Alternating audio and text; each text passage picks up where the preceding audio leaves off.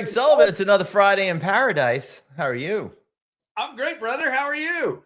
I'm good, but I'll tell you what, it has been super confusing week for me. I got both my kids going off to college this weekend for the first time, and it's got me in a tizzy. I've got no clue what time it is.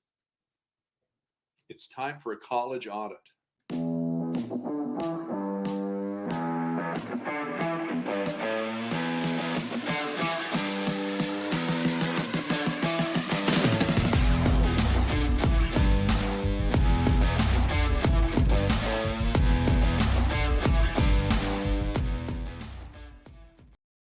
Hey, everybody, welcome to the Friday Night Audit, the only show on the internet guaranteed to make you say, boy, these guys should have attended more college classes when they had the chance.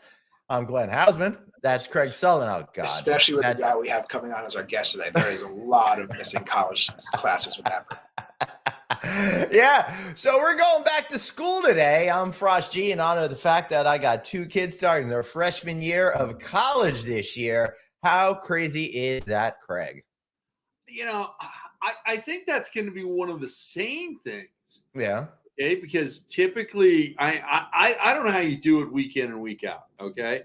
You know, it's the never ending hair growth of the unibrow, the nostrils, the ears, the crepe erase vat that you dip yourself into every day to get ready for the show. You know, Craig, that was between us, man.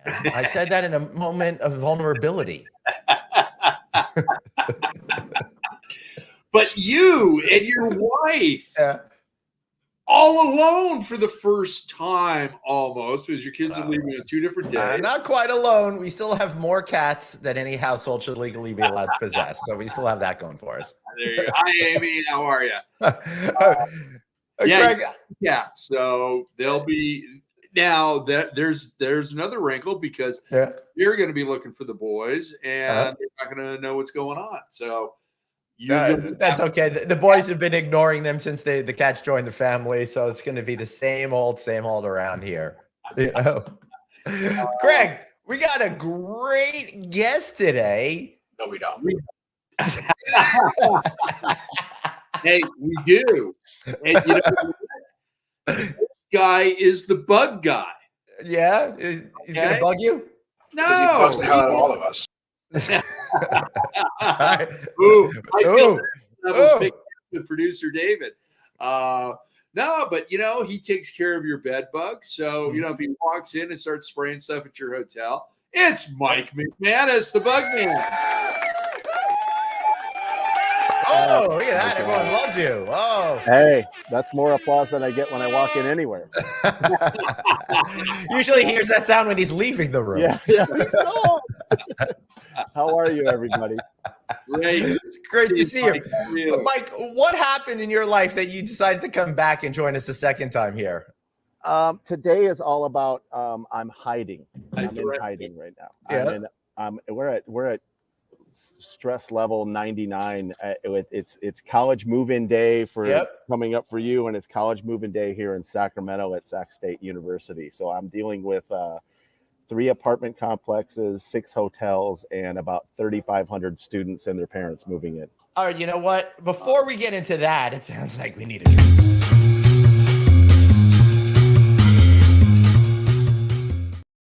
That's right. It's cocktail time. Be sure to tell Dave I remembered to run the graphic if he ever shows back up. I think he's doing general manager duties. So what are you drinking today, Mike? In honor of you and Dave, even though he gives me such a hard time and we love and hate each other at the same time, I'm drinking a universal love hate. I'm drinking a beer called Plowshare from Warwick, New York. Oh, that's pretty cool. Yeah, it's a I don't know what it says. It has alcohol in it, so I'm going to drink it. Well, I happen to be drinking by coincidence a beer from Obegang, which is in Cooperstown, New York. Yeah. Know it. I know it. I have a Corona Light, but the bottle. That's from Tijuana, New York, right? Yeah, it's all New York. It's kind of a dark beer, not a summer beer, but I'm drinking it. And this is I couldn't thank you more for having me on, because this is my first beer in 3 weeks. Oh my goodness. Wow. You know, you're allowed to drink beers other than when you're a guest on the show. You do what you do. I only drink beer during Friday Night Audit, and it's usually how many. Anytime you make fun of Dave, it's a drinking game. Anytime you make fun of Dave, you take a drink. Oh, so it takes a full week to recover. Yeah, exactly. That's why you don't see my comments after 45 minutes, as I'm passed out. All right. We figured David just started turning off the comment section. So moving, Mike, what makes today so hectic for you? What does the volume of people have to do with what you do every single day in your life? Yeah, so today it's move-in day for Sac State, but there's a move-in day for UC Davis next week. And this is the day when all the kids and all the parents show up to the apartments and the dorms and check in. And they notice things. I call it I call it emotional gumbo. Oh my God. That is Jimmy Buffett's worst song, by the way. Yeah, it is. I know. I didn't want to plug it. Because it's not a good Buffett song. But and Glenn, you're probably going to go through this because you have the parents dropping off their baby to college, and you know, the baby bird is leaving the nest, and they want to make sure that bird has a good nest. Right. And you know, it's like they're growing up. There's pride. There's sadness. A whole lot coming into that dorm room. Whole lot. And the college student, the freshmen, sophomores that are moving in, their emotion is, Mom, Dad, get the F out of here so I can start partying. Yep. So you're just doing this the whole time. And yeah, totally. Yeah. Now, interestingly enough, my kids' schools have a very limited time. It's like 1 to 3 and then get the F out. Thank you very much, but you got to go home. Well, we're in California, so it's from August 19th until December of 2030. Pretty much. Yeah. Did you buy your kids a car? Are they? No, they will not be driving definitely their first year, probably second year. We'll see what happens come third year and stuff like that. Oh, jump on a bike. Come on. Yeah. So college loans, guys, you know what I'm talking about over there. Cue the laughter over here. Oh, I don't have my laughter. Yeah. Dude, so the college for my kids is so expensive that that one semester for one kid, I just got the loan. It was $37,500. They paid it on Monday. I checked Thursday. I've already owed like $25 in interest. I haven't even brought them there yet. Give us that money.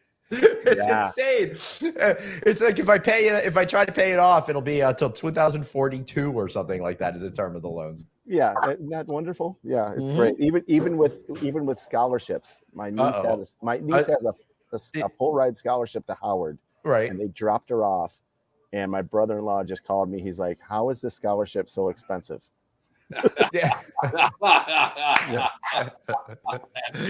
That's funny. Suzanne is saying it's resident halls, not dorms. Well, for what I'm paying, I'm going to call them whatever I want. We'll see what the quality is, whether or not they're resident halls or dorms. I lived in dorms. Yeah. Very close to state penitentiaries. It was just seriously. The only difference was that the bars on the door you had to pass to get through them. Wow. Seriously. Well, and we had members of all genders that were on our floor and stuff like that. Oh, you did. Yeah, back in the day in our building, it was on one side was the boys and one side was girls, and they did that for each floor, right? But it seems I've heard now that some of these schools, including one that my kids are going to, it's just all like one room versus one room, not whatever. That's pretty interesting. Yeah, they're so unorganized. They just, what's your name? Just go in there. Just You go here, you go there. Yeah, and that reminds me because it reminds me when I went to school, my parents drove from Michigan all the way to Colorado State, right, and literally dropped me off at the front door of the dorm. Left my stuff, and my dad just, it's before cell phones. He said, "All right, good luck, son." It's like that scene in Revenge of the Nerds where the dad pulls away and they're standing there waving with all their stuff right there on the sidewalk. Yeah, and I walked in to check in, and they had no record of me there.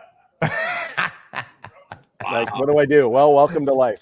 So, Well, that's what you get for not having stayed at a Holiday Inn Express the night before. You would have known there you go. everything then. So Amy is saying many states mandate all dorm furniture comes from prison industries. I wouldn't be surprised. Yeah, that makes a whole lot of sense. And lead-based paint. What is that? And lead-based paint. Yeah. 100%. We got to keep those kids dumber than we are.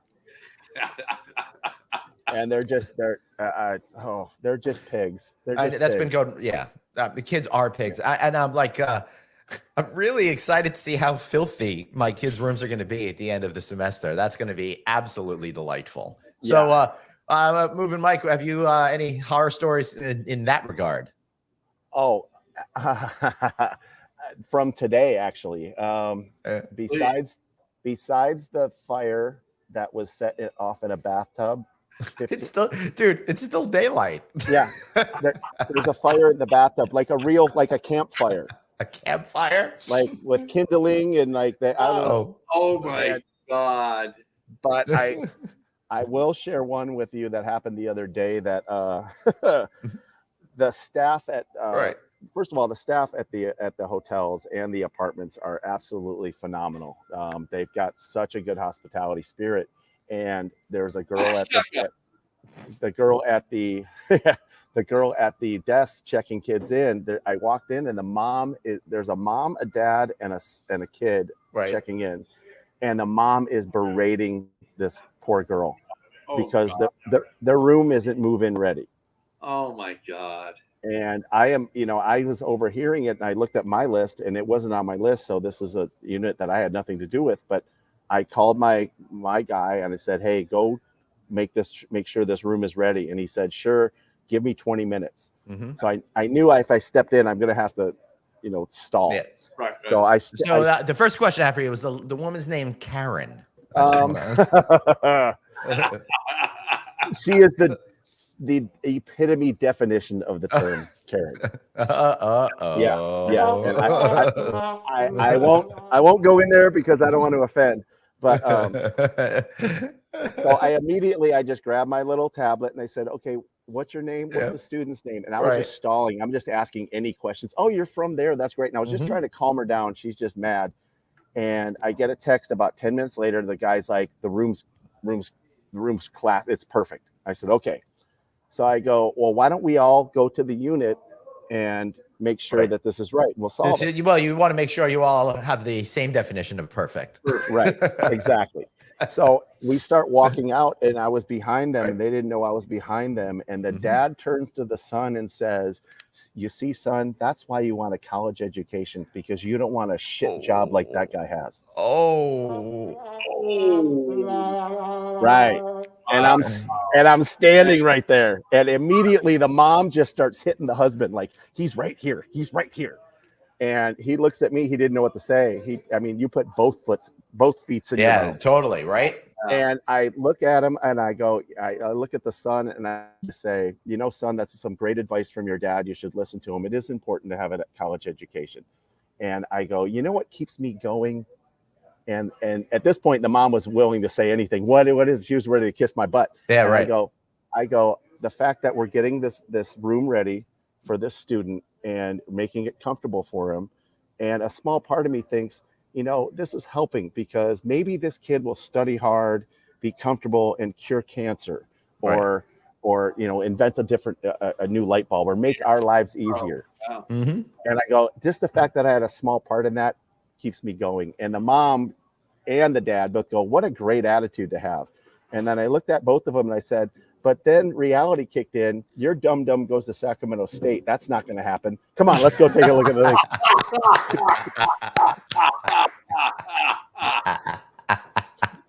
thing. Needless to say, they're moved into their freaking dorm room. Yeah, that's hysterical. Yeah, it could be the most disgusting room ever. What were they going to say at that point, right? Your kid's doing bong hits right after you leave. I mean, come on. They're not even out the building. Well, you got to light the joints off the bathtub fire. It's a great game we played in college. Well, as soon as I'm done here, I'm going right back to the fire. I'm going to see what's going on. This might be a fun part. Yeah, I'm real worried. Honestly, I've been having a lot of sleepless nights, like worrying that I'm going to do a Rodney Dangerfield and just join one of my kids at college or something like that. I've been working on my diving all summer. I'm up to the double Lindy. I'm hoping to have the triple real soon. Triple Lindy, you can't pull out. That's too dangerous of a dive. And with a little luck, you will get a Sam Kinison type professor to go over current affairs or political science. Yeah, I would do my Sam Kinison now, but I don't want to scream too loudly and freak out my family. That's such a great college movie.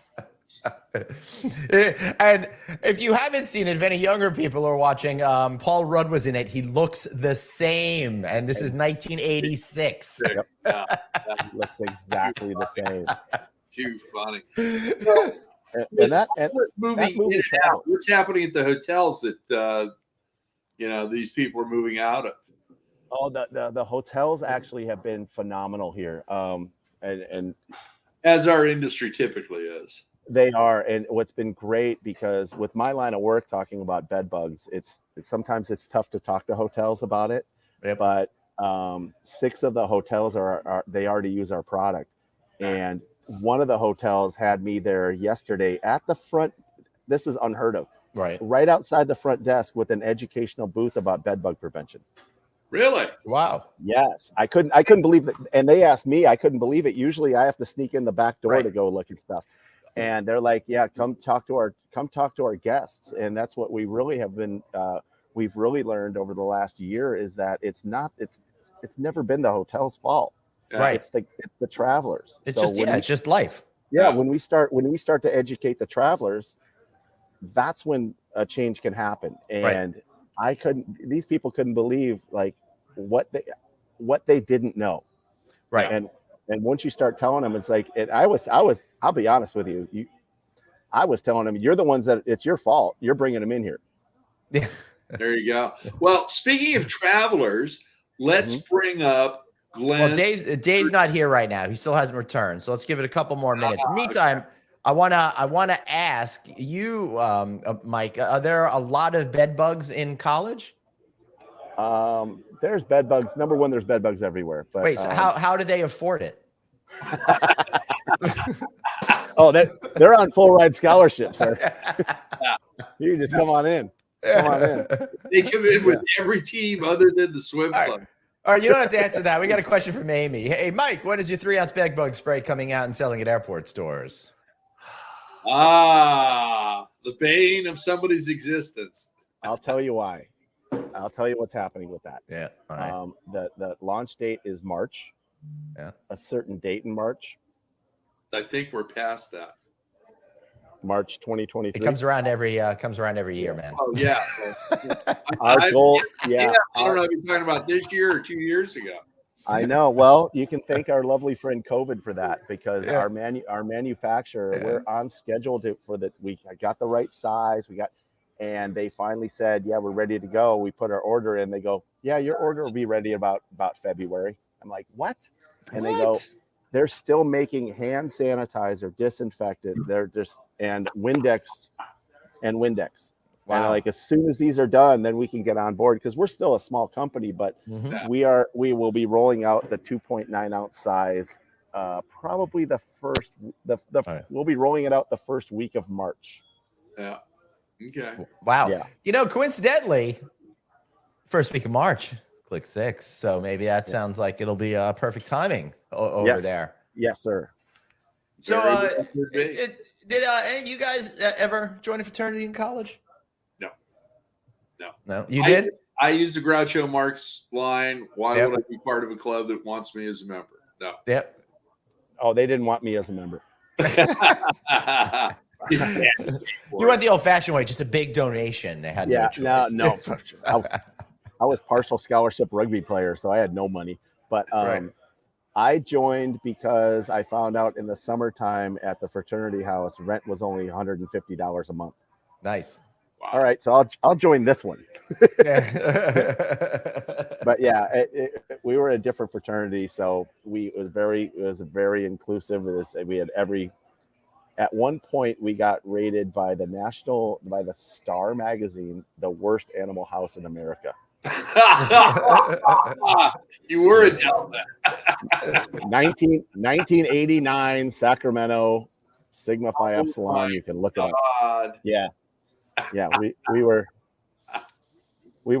mild pigs, but we had our fun.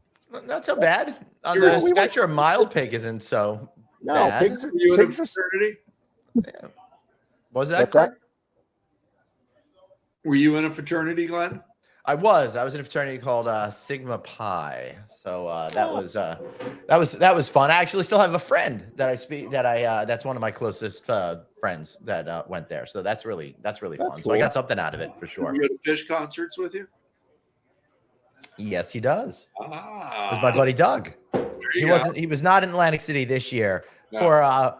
Poor guy had to go to freaking Paris, Madrid, and somewhere in Portugal. So honestly, I would rather have gone to the Fish shows. It worked out much better for me. A lot less hassle, a lot more fun. And Glenn, I have to apologize because I asked us a question. And I hope you didn't take it the wrong way last week, because I asked if Fish, Yep. when Jerry Garcia passed away, Fish was the warm-up act the same time he passed away. Is that true? No, I wouldn't say. First of all, no offense taken. I do get offended over things a lot less meaningful than that, but not in that, not in this case.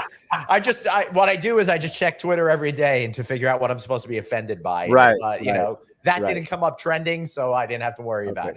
We So, all, By the time Jerry died, I mean, Fish was already pretty big. They were already Absolutely. playing arenas and doing that sort of a thing, or just starting really to play some of the arenas. Not all the time. They're still playing, I think, maybe like a little bit smaller venues and stuff, but also arenas. They're kind of in that transitional phase, I think.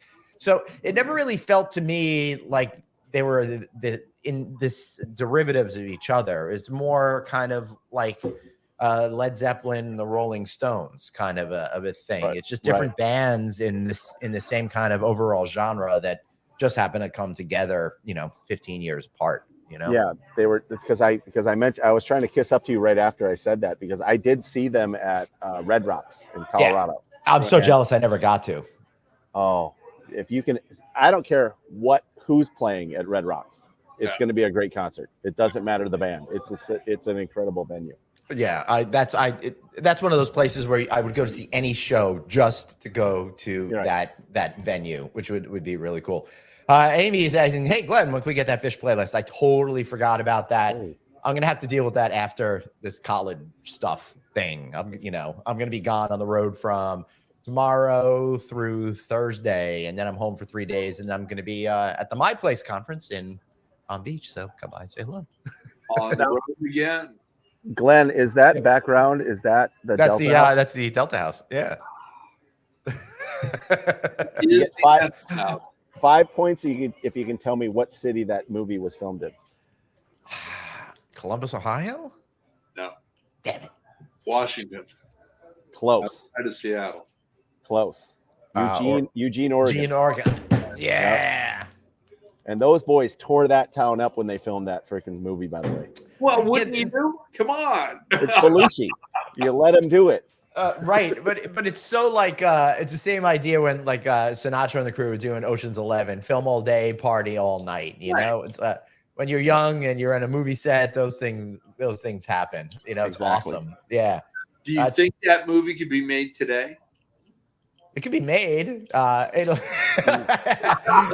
don't know if it'd be allowed to make any money. Yeah, there are certain scenes that would get deleted right away. It's really interesting to see how much culture has changed. And if we're talking about college-based movies, the one that was my incredible favorite, I loved it so much, was Revenge of the Nerds. Oh, but then you look back on it and you're like, oh, now I'm really uncomfortable with my relationship with this movie. Yeah, it's like an anti-bullying PSA. Yeah, but then there's actual like really sick stuff. Like the guys putting cameras in and spying on the women, and there's rape in this movie. Yes, and it comes off as like, oh, you're much better than my boyfriend. What are you kidding me? Right. Right? You have Rape in the movie, and people at that time were going, "That was a pretty good movie." Like, Right. what? Yeah, loved it. I loved the nerds. I loved everything, but then everything with Takashi is probably a horrible Japanese stereotype. Yep. Lamar, the gay guy who had the javelin throw created just to his limp-wristed throwing style, is also insanely offensive. I mean, it goes on and on and on. It's just horrible. As a matter of fact, I think about 10 years ago, they tried to remake Revenge of the Nerds, and it was such a cluster F. They shut down in the middle of filming it, and the stuff is never to be seen again. Oh, really? Yeah. Oh. Yeah. Well, I'm sure we'll see it when it's inappropriate. Right. Amy Montgomery, you are so right. Every step you take is about stalking. Nobody ever listens to song lyrics. Every move you make, I'll be watching you. I'm gonna kill you. It's insane. It's the same thing with Santa Claus is coming to town. Yeah. Hey, listen. Read the lyrics. You better watch out. Better not cry. Yeah. If you pout, seriously, I'm telling you why, man. Santa Claus, he's coming. He sees you when you're sleeping. That's scary enough. Yeah. Oh my God, dude! Seriously, we have to produce a video for the holiday season that does that song, but does it as a horror movie. Oh, maybe we'll do that for Halloween. Well, think about what Nightmare on Elm Street did for 1, 2, Freddy's coming for you. No. Now, are you guys scary movie fans? I used to be when I was growing up, but at some point in my 30s, when real life became challenging enough, anything that is not happy and enjoyable and it brings me enjoyment, I can't watch anymore. Yeah. So you just check me off the list for watching the best Oscar movie, because it's always about some issue I can't handle. You know. Exactly. What about that slice of life film? Do you ever go see those, Glenn? Yes, as long as it's not a horror movie, because we want to slice somebody's life. But yeah, I like movies that are very talky and just moments of time. I like that kind of stuff. And if we're talking college movies, let's go to high school for 1 second. Kind of the same vibe, which is kind of a talky movie. Dazed and Confused, I think, is one of the best films ever. Yeah. Sure, it's high school, but it really felt more like college. It did. That, I mean, it's almost every generation has their high school and college movie. Yeah. Because Old School. Yep. That was kind of like a middle-aged college movie. That was like it was almost like Back to School. Like, if I could go back to college. Yep. Kind of thing. And then American Pie was another one. Yeah. That wasn't until the mid 90s though, right? I think so. And then Superbad is still one of my favorite movies. Yeah, that was really a good one too. I mean, come on, you got to McLovin. I mean, the greatest human being on the planet. You got that right. Amy's saying Ed's daughter Hillary used to sing Mac the Knife in kindergarten. Ed sang it to her as a lullaby. Oh, when the shark bites safe with his teeth and babe. I was doing out with my last ex-wife and another couple. They decided they were going to take us to see War of the Roses. And the other couple's ranting and raving how great the movie is. Okay. And I stop and I turn around and look at them. I said, it's great as long as you're not living it currently. That was it. That was the last couple's drama, comedy, rom-com I ever went and saw. No more. So War of the Roses was a documentary for you. Oh, God, yeah. So what did you think of When Harry Met Sally then? You've never seen it? Nope. Well, now have seen the restaurant scene. I don't know how many times on Entertainment Tonight and every other show you can think of.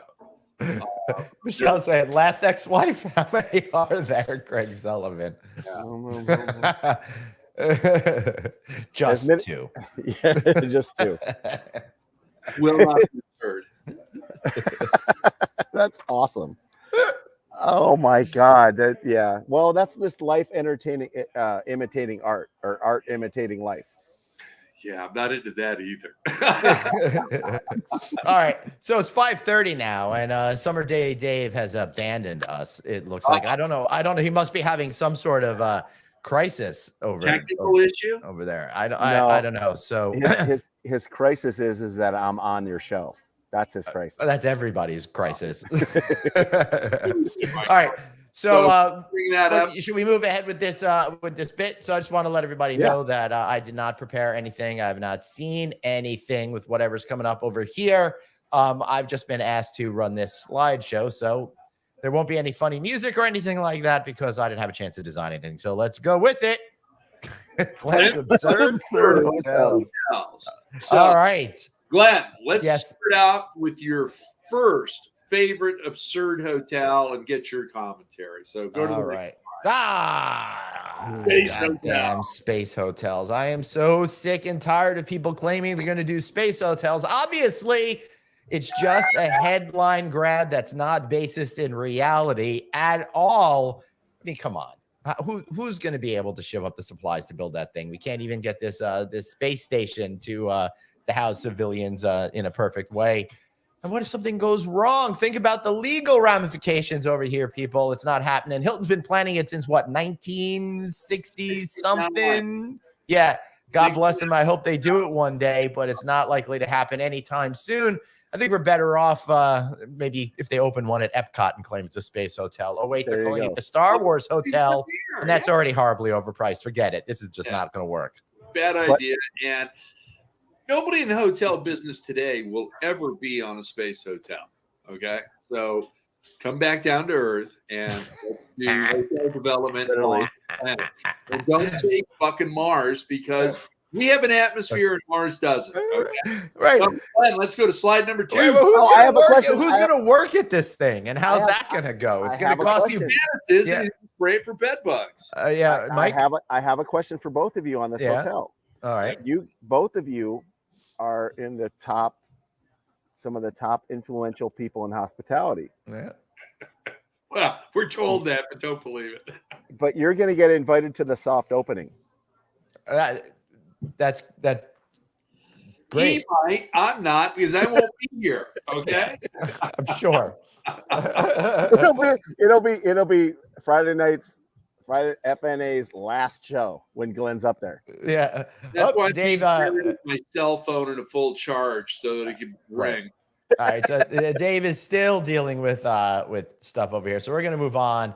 Underwater hotel. All right. So I think here we're talking about something that's a lot more realistic. If you see some of those awesome underwater suites that exist, underwater restaurants, that sort of thing. So I don't think something of this nature is really that unbelievable. Look out for it in the Maldives. That would be my guess. That's the first place they're going to do something like that. Right. Or Dubai or something like that. Right? You don't think they're going to put a hotel on the Hudson River with that underwater hotel? No, they'll probably put they'll probably put a hotel boat over there and it'll just sink. Oh, like the Queen Mary? Oh, sorry. Long Beach's pride, Queen Mary. All right, Glenn, let's go to slide number 3. All right. Next slide is Sky Hotel. Sure. Let's just say 2 words, gas prices. Thank you very much. No, wait a minute. Don't. Gas has got nothing to do with this. Go to slide 4. All right. Are you going to go? Is this going to be a blimp? No, it's a nuclear flying hotel with 10 engines.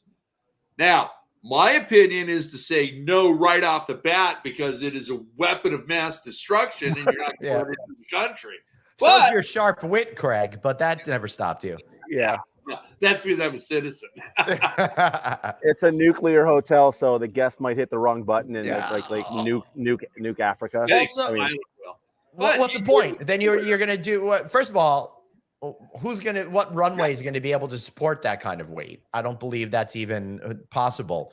The amount of airports that can even handle the A380s, which turned out to not be successful as a passenger plane. Obviously, this is more of a leisure thing, but that was very, very limited where it would go. The weight on this, I think, would be impossible. I think you'd have to build it as you fly it, kind of a routine. I think the much better alternative, guys, is bringing back more of a Zeppelin type of scenario. For those folks out there, look at Indiana Jones and the Last Crusade is a great example of where we used to be, and with technology today, where we could go and have really cool flying cruise ships like that. I think. What do you think, Mike? All I know is, when you land, when your plane taxis up to the gate, Yep, and you hear the boom, it's time to get up. Yep. Would that be your checkout time when you hear the boom at the hotel? Is that when it's time to get out? I don't want to hear a boom. I'll tell you that. I don't want to hear boom. But it's really funny that, like, reflexively, as soon as you hear that, you're like, you jump Get up. Yeah. Exactly. I still don't get that. Why do you get up? We're going to be waiting 10 more minutes. I think because, and I will say, depending on where I'm sitting, I will or won't get up. But there are some times when I'm just like, I've been sitting for so long. Let me just stand up and stretch and move just a little bit. But I do find it really weird when the person in the back row is jumping up right away. It's Pavlov dog. They really think they're going to be the first ones off the plane. But Glenn, go to the next picture. It's still our nuclear hotel. Oh, no, it's not. Oh, okay. No, wow, that is our hotel helicopter. That's a badass helicopter. That sure is. Is that even real there, Craig? No, it is. No. It was all a joke put out by somebody a year ago, and everybody on the internet. Well, not everybody, because Glenn and I are on the internet, but most people thought this was real. Okay, it's like that that video with those theme park rides, right? That are obviously defy the law of physics, but everyone's like, "Oh, that looks great. Where's this?" Yeah, exactly. Well, you'd have to be a superhero to get on that flight.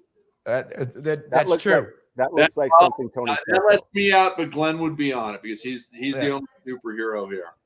Yeah, that's cool. All right, moving on to the next one. This Flying one, campers. This is interesting. This was real, and there was only one built, and it's a Winnebago. Mm-hmm. And the original platform for this helicopter is still around. So that's pretty cool. Could you imagine you're taking your family camping? You're in a helicopter, and like some of Mike's students, you're setting fires and you're drinking, and then you're going to go fly away. I think it's a bad idea. Yeah, practically speaking, but it does kind of have that awesome futurism vibe about it that was popular in the 50s through 70s and stuff. My wife would figure out a way to say, "Hey, can you come help me in the back?" and then kick me out in mid-flight. So I can't have that. Yes, they are ridiculous. Do parachutes come with it? Because then I'm all over it. It's extra. That's an extra. That's an add-on. So that's an add-on. That's like baggage. That's like baggage fees. Right. Exactly. Freaking baggage fees. I'm so tired of those. Yeah, you got that right. That was fun. That was good. Glenn, what are you going to do with your airline? Both your major airports are all screwed up. Mm-hmm. What's going on there? Are they going to fix that? I've been in deep conversations with Ed Bastian, CEO of Delta Airlines, on a daily basis. He's been calling me for advice, right? And so I think we've worked out the problems, and given another month or so. Oh God! Whoa! I made it. I thought we were going to be fortunate enough not to have to see you again. Look, you've given Mike, a lot of things. The show was going so well and had such a nice momentum. Don't lie to yourself, Mike. Anything with your face on it is scaring everybody out there. That's why I'm in the. That's why I'm. What? What? Even in sound effects, did you hear that? It sounded like it was a monster movie. Oh, dun, dun, dun. Dun, dun, dun. We should add that one on there. Yeah. I'm going to be in and out, but yes, I'm here for the future, for the little bit. Hey, Carol, how are you? I'm here for a little bit. I did see the hotel madness. Mike, I have a question for you as the bug expert. Yes, sir.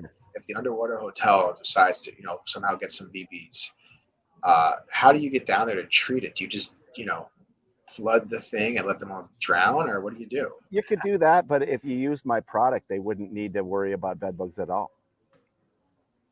That's a good answer. Oh, look at that. Good answer. Is your product atmosphere safe Waterproof? for the out of space hotel? When the travel size comes out in March, yes. And TSA approved. But does that become a bomb because of the pressure and going through the atmosphere? Well, it's nitrogen based. Our propellant. I'm getting technical here. Yeah, you really are. Pressurized. See what happens when I join the show? This is our college episode, so you're allowed to get smart. Now we're doing chemistry and science. Yep. The only reason why you can't travel with it is because right now it's a 9.2 ounce can. Oh, that's a big can. Yes, that's industrial size. That's for hotels and apartments. For travel size, our travel size is going to be a non-propellant, so it's going to be no pressure on it at all. It's just going to be, it's strictly going to be the oil. Right. So that's cool. Yeah, so that's why it took us a little long, because we had to test it a while. So okay, Mike, go fly over to San Francisco and see if this thing blows up. All right, let's go. All right, say goodbye to my family. So what happened if it did? If it blew up, it would be filed. You wouldn't have a guest today. But no, we've the testing portion of our product is the second thing I had to educate myself on the most was on the chemistry side of it. What happens under certain situations? So when we have to test our product for a particular bug, it costs us a lot of money, and it's a 13-month study. Wow. And when the test results comes back, it looks like the Cornell hospitality book. Wow. That's not nice. You could have No. said the Sacramento General Ed book. Yeah. Yeah. And it's a lot of words that I got to Google. Like, what does that word mean? What does that word mean? But do you spend a lot of time tutoring the bugs so they'll pass the test? How's that work? I try when I talk to them, and then they get too close, and then I spray them and kill them. So, For the bugs. It's all for the bugs. It's tough to be a bug. I learned that at Disney World at the Animal Kingdom. I went to see a show that was about that. I'm going to Disneyland in 3 weeks. That's fun. And you guys have been there more recently than I have. Yeah. With Amy. Yeah, with Amy. I know. And what are my pitfalls there? What should I not do? I'm trying to avoid the park as much as I can so I can go to the beach. I would say don't go to Disneyland. Okay, perfect. All right. It's the best move for you then. Let me write that down. Maximum capacity at the park. So I could give you the name of a guide, and I highly suggest that you do the guided tour all day. Okay. I second that recommendation. That was That's tremendous. the only way to go today. Unfortunately. I used to be able to go like every other weekend. My parents, they loved it when I went to Disney. They can just drop it off, okay, and go do whatever they wanted to do, and you can get through everything. Today, it's not that way. And when we went after Click 5, it was about having the experience that we all wanted and remembered from our youth, whether it was Disney World or Disneyland, and being able to blow past the lines. And I think, now if you're taking your family, depending on how old the kids are that are going, I'm not sure if I would do that at this point. If they're a 5 or 6 year old, like my grandson, he's 6 now. I would never do that with him right now because he's not big enough to get on and do a lot of the rides. Right. All the good stuff. When he's 10, 12, I can't wait to do that because then I've ruined Disneyland for his dad. Yeah. Oh, I like that. Come through again. Yeah. Anything the kid wants, and now Disneyland. So yeah. Yeah, because it's right now we're between Disneyland. That's where my kids wanting to go because we took them when they were younger and it was a great time. But we went on like January 2nd when nobody's there. Oh, it's awesome. You're right. Sadly, they don't have that anymore with the no one there days. Yeah. We don't have January 2nd anymore. So and there's nothing more fun than back in the day when you could be in one of those parks where there was no people. One time I was there Probably like 10 years ago, my old job, we were doing an event at Grand Floridian, and it was just like at a slow time of year. And I left in the evening when it was closing, and I was like the only person in the entire land that I could see. It was insane. Oh, that's great. Because you can just go. Yeah, because that only happened to me one time at Universal Studios in Hollywood. Yeah. And we got in 2 hours early. We had some kind of park pass. My daughter and I must have gone on the same roller coaster 11 straight times. Yeah. And it was like, and then, but the problem was the bar was raised. So she's like, next time we go to anywhere, she's like, don't you have that same pass? Nope. Yep. Nope. Doing the hosting thing will totally destroy your ability ever to go to any park ever again, as long as you live. Yes. Yeah. I was doing a lot of work with Disney way back when. And this was when they introduced the Indiana Jones ride. That's awesome. At Disneyland. Okay. And they actually shut down the park for different divisions to come. And I got to go with the studio. And they put me up in the Disneyland Hotel. They were getting everybody out. And I got put on a VIP list so that I could go in when everybody else was exiting. Mm-hmm. But okay, how many employees do they really have at the studio? Okay, is it 10,000? Is it 20,000? It's not that many. So the line for everything other than Indiana Jones was non-existent. Right. And that was great. And they also gave me a pass for the next day when it got opened up for the general public. But because I was on their VIP list, I could get into the park the next day 2 hours before everybody else. Wow. I really got to go see the Indiana Jones ride. And it's like, okay, this is cool. That's pretty awesome, dude. That's awesome. I mean, you don't. Funny enough, Mike, on the day we were there last March when we did the hosting thing, the Indiana Jones ride was closed. Apparently it runs on Windows 95. Right, there was some sort of tech issue because of that. Yeah, that's right. Oh my God, that's funny. I forgot about that. That's what makes those rides so scary at amusement parks. It's not that the ride's scary. It's always when I get on one of those rides, is this the time where like technology is going to screw up and I'm going to be on be stuck there for 45 minutes and get on the local news? Well, I like your pictures. Glenn's sitting there looking at our tour guide like this. Oh yeah. She was look absolutely lovely, but a total bitch. She knew when the photo thing was coming up and didn't give me any warning. Yeah. She's like, what? And I'm like, huh? What you doing? That's the best. Yeah. I did that to my wife at Universal Studios years ago in Florida. And we went on, I don't know what it was, Tower of Terror or whatever it was at the time.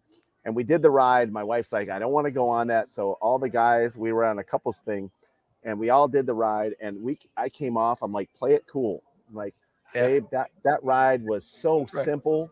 It was easy. Nothing happened. And she's like, okay, we get on and the bar comes down and I look at her and I go, I was just kidding. This is the scariest shit I've ever been in my life. and the picture is everyone laughing except my wife, and she's looking at me like this. All right, now we have a public service announcement from Amy Montgomery. The rides are really scary when there is candy involved. Look out. Right you are, Amy. Yes. I love, nothing better than a couple gummy bears before you walk into the park. No, well, and I would also. We're not going to confirm nor deny that. I would also highly recommend eating one every hour on the hour just to maintain your enjoyment level throughout the entire day. If you have 2 gummy bears and go to Universal Studios to have the Harry Potter thing, you turn into Harry Potter. Yep. Good. Glenn and I turned into Harry Potter. They're gonna love that. Well, waving our wands and everybody gets. Well, Craig, you look more like Dumbledore, though. And I just look more like dumb. Not true, Glenn. Not true. I wish Dave was here because I could have insulted him with that. Yeah. Yeah. He looks like one of the evil wizards. Yeah. Because I like that he jumped on and said Summer Day Dave. I love that. And then he's under fluorescent light. I'll tell you what, though, he must be under a lot of pressure because even Summer Day Dave, too many weeks in a row. He's not really got the creative edge going on right now. But it's not good because he was supposed to be home by now, and we've got this empty seat of him right now. Dave is obviously off doing some work issue. He left his issue. He left in it real fast. It was very sad. Wait a minute, go back to that empty chair. Was that is that a picture from the California Lodging Investment Conference? No, it's a picture from the Mark Hotel of us with me, Anthony, Dave, Jerry, and Zarillo. The whole team from Jean George. A lot of cool people in that picture. That's his vision board? Apparently, yeah. He's like, don't wind up like these people. No, but kudos to Dave because he works so hard. Yeah. At what he does, and it's amazing what he does for your show, even though he's absolutely horrible. But he's going to charge us more now, Glenn. No, he's not, because he's absolutely horrible. Yeah, it's a shame to put in so much hard work and still be horrible at what you do. That's great. You're working so hard, you're still failing. I know. All right, we can't keep dunking on Dave because he's not here to hear it personally. I'll do it next week. Yeah, thank you. Yeah. From a parking lot in a hotel, like God meant it to be. Exactly. I love that we both have these soundboards there, Craig. Yeah, this is so much fun. I'm so jealous.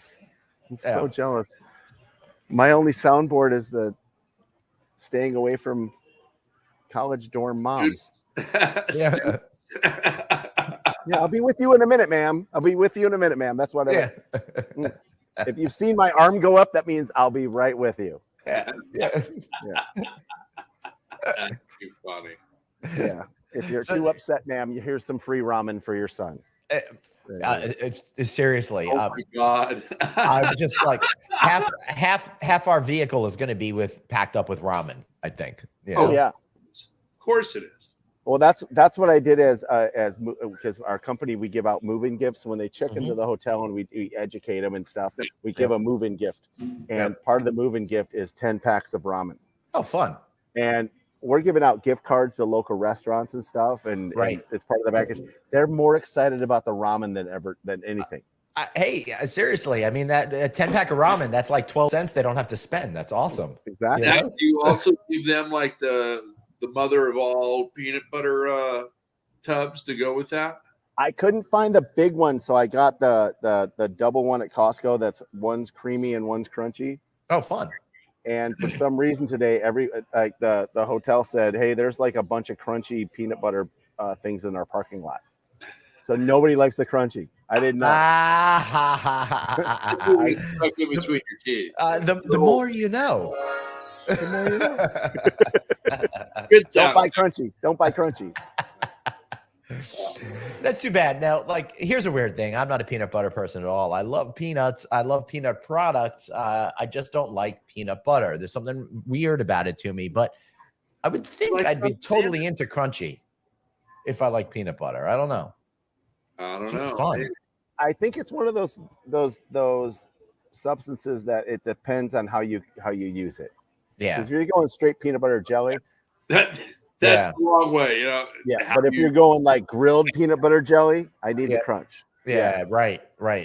And only true stoner chefs in college know how to do a grilled peanut butter jelly. Yeah, we just called Cluck You chicken every night at 11 o'clock is what we did. Taco Bell. Yeah. You had a Taco Bell nearby? Yeah. The ACO on Del Taco or Taco Bell. We would get our place is called Cluck You, like I said, and we would get the 24 atomic wings, usually for me and my buddy Doug, who I met in the fraternity. And we'd get out the apple, carve it, do what we needed to do with the apple. Right. Stuff would arrive. We'd do bong hits, and then we'd like watch a Monty Python movie or something like that. That was like college, you know. It's you're coring the apple. I think that's what it means. Coring the apple. Right back. My thing, I think our thing was we had this place in Fort Collins, and it was in Denver. It was called Hamburger Stand. Mm-hmm. and it was basically the guy that stole the recipe for McDonald's for the hamburgers and cheeseburgers. Oh, really? I didn't know somebody did that. That's cool. And that's all he sold: hamburgers, cheeseburgers, and French fries. Wow. And in college at night, you'd go up there and go, give me a tray. And it was 25-cent hamburgers and 35-cent cheeseburgers. Wow, you sure went to college a long time ago, Mike. I know. I remember when White Castles were 35 cents too. Yeah, 1992 graduate. Yeah. I graduated high school in '88, but I did the 5-year plan in college because I was too busy working at the Gap to to go to all of my classes and stuff. A lot of people go to college for 6 years. Yeah, I mean, or 7 or 8 or called doctors, whatever it is. Guys, you know, my son was born in '81, right? Yeah. Your son was born in '81. Yeah. That's why you have grandchildren now. I went to college and I don't do math well, but holy crap, we're all 3 of us are old. That's all that means. That's why I get those nice little mailings from the AARP. I'm like 1981. Let me see. Carry the 4. Yeah. Holy I think that's just the period of my life that I called between Empire Strikes Back and Return of the Jedi. Yeah. Good answer. Yeah. All right, everybody. The moment you've been waiting for.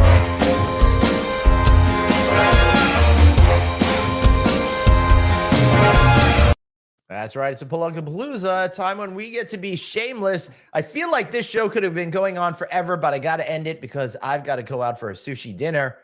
That last night, my whole family is going to be together before taking those boys off to college. Moving Mike, plug away.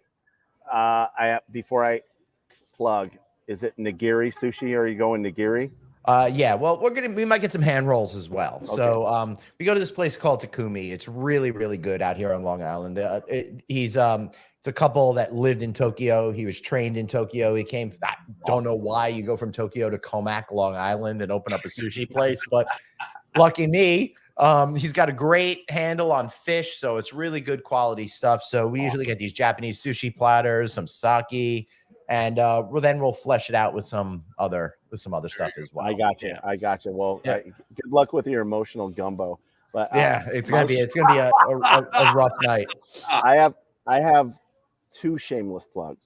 Number 1, and I'm not going to bring my company in there because I have to say this: the staff at the hotels in Sacramento, the Sacramento Hotel Association, have been incredible, and the Element Student Living residential housing in Sacramento, their staff has been incredible. Their motto is "We work where people live." Right. Nice. And they have been, and I keep telling them, I'm going to recruit them into hospitality because they are so good at what they do.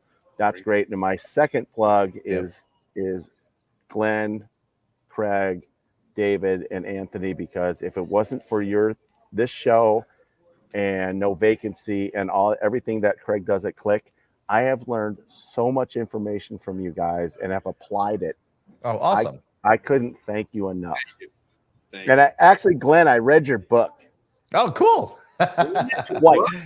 By the adapters at Amazon.com. You got a copy. I know. I have a copy, but I want it signed in March.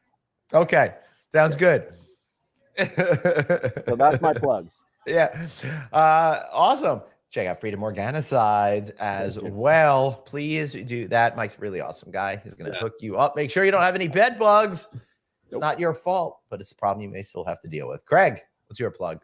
Hey, you know what? You got a couple of pictures. And as you know, Glenn, I have had an insomnia problem for the past couple of decades. Mm-hmm. So there is a company called Raw Botanics that sent me some stuff. And I got to tell you, no more gummies, no more anything. I'm using this and I'm sleeping through the night. This is a premium product that does the right job, whether it's a pillow mist that you use or an oral.